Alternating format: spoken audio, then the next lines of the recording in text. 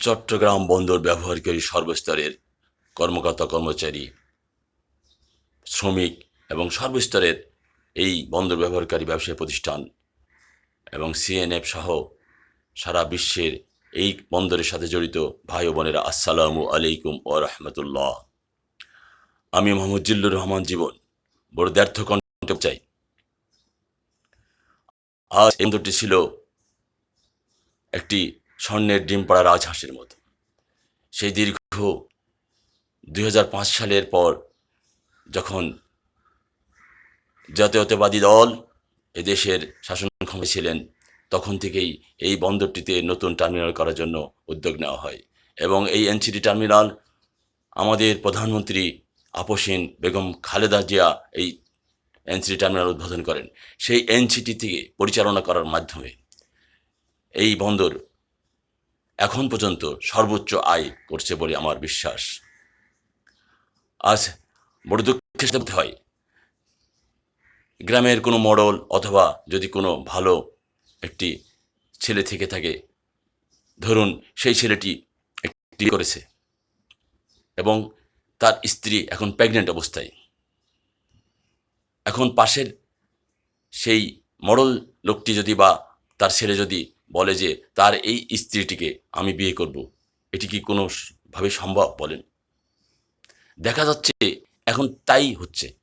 এই বন্দর প্রতিষ্ঠা করার জন্য যারা উদ্যোগ নিয়েছে, এই বন্দরের উন্নয়নের জন্য যারা উদ্যোগ নিয়েছিল, তারা এই বন্দরটি ব্যবহার করতে চেষ্টা করেছিল, কিন্তু এই ফেসিবাদ সরকার দীর্ঘ 16-17 বছর ধরে আমাদের উপরে জুলুম করেছে।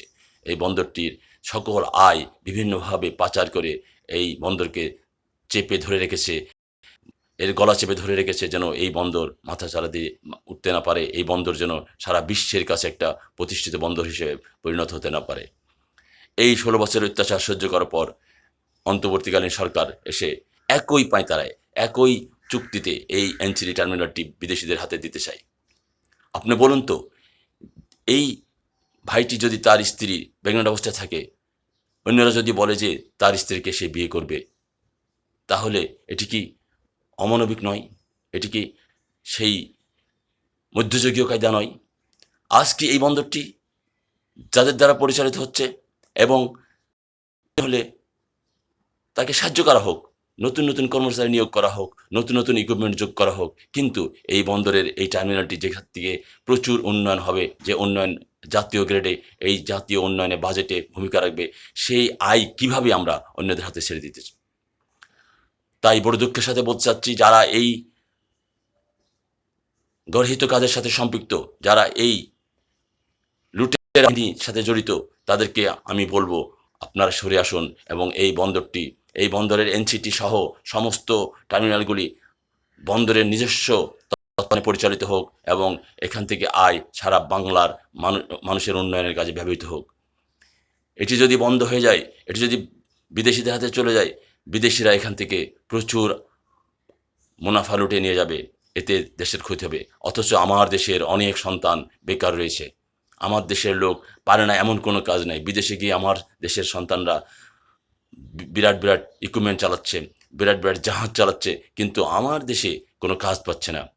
আর এই বন্দরের এই সমস্ত কাজগুলো যদি বিদেশিদের হাতে দেওয়া হয়, তাহলে বিদেশি কিছু লুটেরা বাহিনী আছে, কিছু মাফিয়া চক্র আছে, যারা এখান থেকে টাকা নিয়ে তাদের রাষ্ট্রে চলে যাবে, আমাদের দেশের উন্নয়ন ব্যাহত হবে।